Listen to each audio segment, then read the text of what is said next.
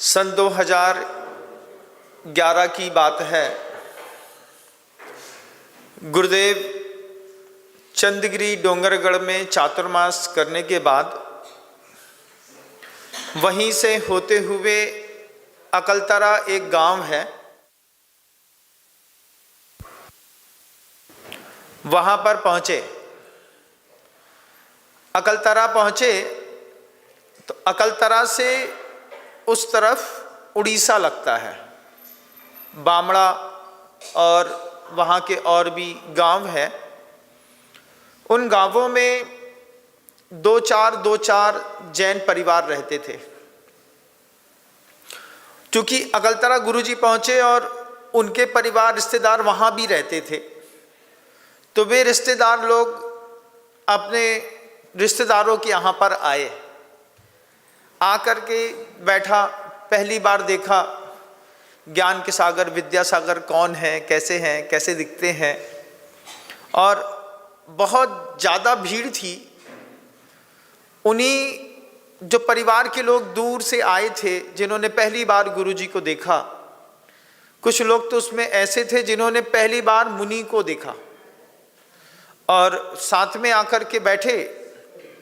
शाम का समय, भैया बत्ती के समय जो रहता है, ये अपने आचार्य भक्ति हो जाती है। आचार्य भक्ति के बाद जो वहाँ के लोग आए थे, उन लोगों से सामान्य वार्तालाप हुआ। पूछा कहाँ से आए हो? उसने कहा बामड़ा से। पहली बार नाम सुना बामड़ा। बोला महाराज मिर्ची की बहुत बड़ी मंडी है। हमने कहा मध्य प्रदेश में तो बेड़िया है। बोले उड़ीसा में बामड़ा सबसे बड़ी मिर्ची की मंडी है। ठीक है, मंदिर जाते हो? महाराज श्री मंदिर है नहीं। कोई बात नहीं। फिर अचानक हम बैठे थे, वीर सागर जी बैठे थे, विशाल सागर जी, धवल सागर जी और एक दो महाराज और साथ में बैठे हुए थे, हम ही सभी लोग। और किसी ने पूछ लिया, सहजता में चेहरा देख करके भाप जाते हैं, तो चेहरा देख करके पूछ लिया, अंडा तो खाते होगे? हाँ महाराज जी अंडा तो खाते हैं। जितनी सहजता में पूछा उतनी ही सहजता में उसने जवाब दिया कि अंडा तो खाते हैं। सुन लिया। सुनने के बाद एक दूसरे को हम लोग देख करके शॉक्ड थे। वीर सागर जी महाराज खड़े होकर के उस समय समाइक कर रहे थे।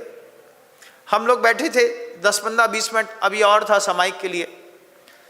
तो हम सबकी नज़र एकदम से उस लड़के के ऊपर गई। हमने उससे पूछा किसके घर में आए हो?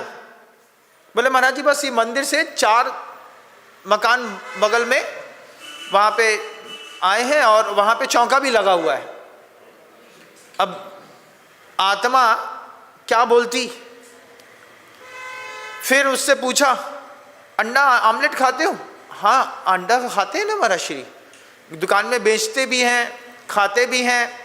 मांस नहीं खाते? मांस नहीं खाते, अंडा खाते हैं। कौन बोल रहा है? जैन बोल रहा है। सुन करके आश्चर्य हुआ, तो उससे पूछा क्यों अंडा मांस नहीं होता? अंडा मांस होता है क्या? अंडे में क्या मांस होता है?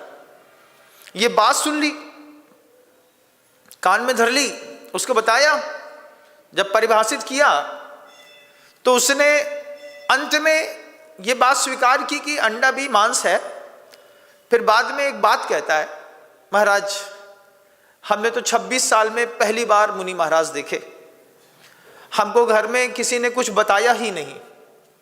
हमको घर के अंदर, चूंकि वहाँ पे मंदिर नहीं, वहाँ पे मुनि महाराज नहीं, मंदिर और मुनि महाराज 2 चीज़ें नहीं होने के कारण हम लोगों को पता ही नहीं कि धर्म क्या होता है।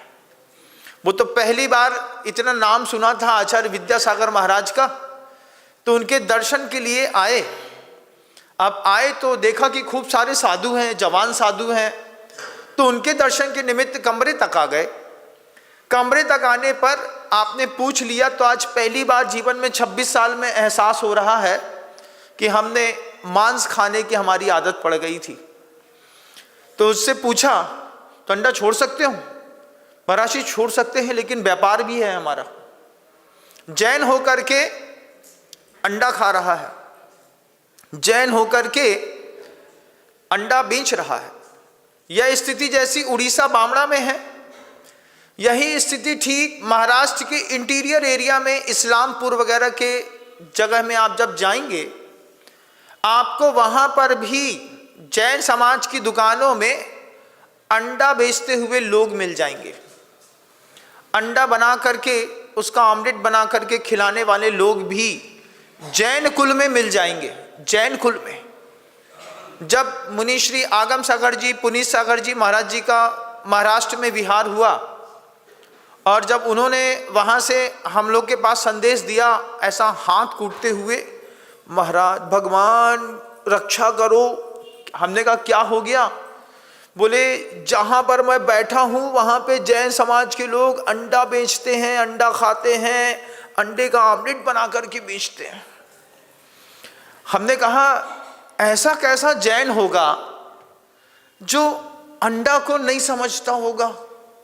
ऐसी कैसी पारिवारिक पृष्ठभूमि होगी कि उस पारिवारिक पृष्ठभूमि में माता पिता ने बच्चे को यह सिखाया ही नहीं कि अंडा मांस होता है, मांसाहारी होता है, और जैन समाज में अपने यहाँ ये सब पाप है।